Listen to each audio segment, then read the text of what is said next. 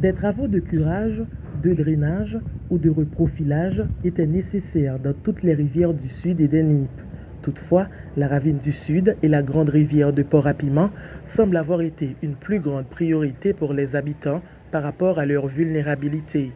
En effet, lors d'une visite effectuée au niveau de ces départements, les remarques des citoyens étaient quasiment toutes identiques concernant ces deux endroits. Le mois d'octobre là, c'est un mois qui n'est pas tellement trop favorable dans l'activité ça, parce que la rivière est venue là 3 fois. L'espace capteur là, il est 3 fois déjà. Une bonne partie de notre travail, nous, les guettants prennent. Soit regarder là, ici, là, toute partie ça, c'est partie qui a commencé déjà, elle prend. C'est recommencé, il a commencé hier. La ravine du Sud, pour sa part, est devenue au fil du temps un danger écologique et sanitaire pour le département. C'est l'un de nos cauchemars, a martelé un citoyen de la zone.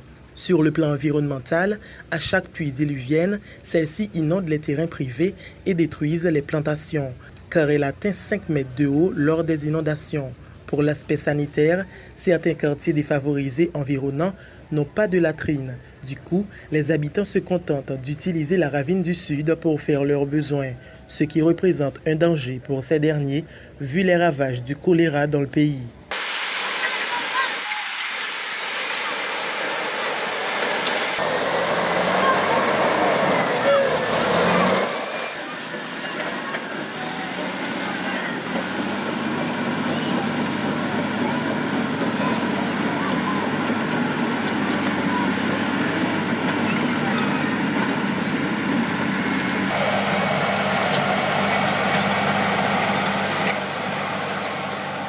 Ces travaux ont commencé depuis le 20 septembre dernier et 23 400 mètres cubes de déblais sont réutilisés en remblai pour la construction des berges.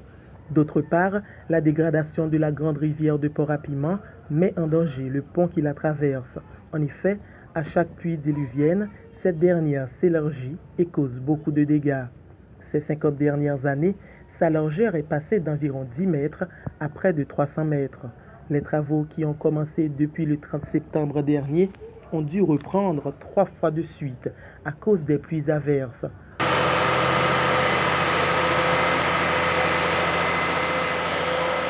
Rappelons que ces travaux ne sont que temporaires car la période cyclonique n'est pas favorable pour une intervention permanente tant souhaitée par les habitants. Parallèlement, des études sont en cours pour la mise en place d'un projet durable.